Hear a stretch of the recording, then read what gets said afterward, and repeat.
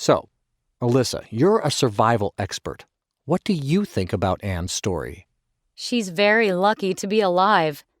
To be honest, it's a miracle she survived. But she used some very important survival techniques, like making sure she drank enough water, leaving the help sign, and starting fires to keep warm. In fact, Anne wouldn't have survived if she hadn't known how to start a fire. Have other people survived similar situations? They have, yes, and some have survived worse situations. A woman named Victoria Grover survived 3 nights in the desert in Utah with a broken leg. She was hiking alone in the desert when she fell and broke it. She tied a walking stick to her leg, but even then she had difficulty walking. That sounds very frightening. What did she do? Well, she stayed awake all night and slept during the day. That was such a good decision.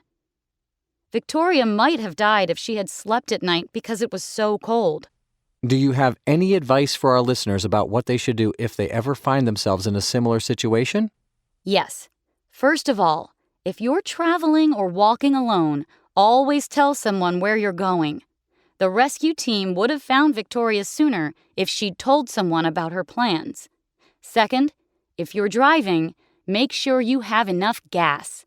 If Anne had had enough gas in her car, she wouldn't have had a problem in the first place. Third, be very careful if you're driving or walking in the wild, or any place where there's no cell phone signal. If they'd had a signal on their phones, both Anne and Victoria could have called for help. What about taking extra clothes and food with you? Is that a good idea? Definitely.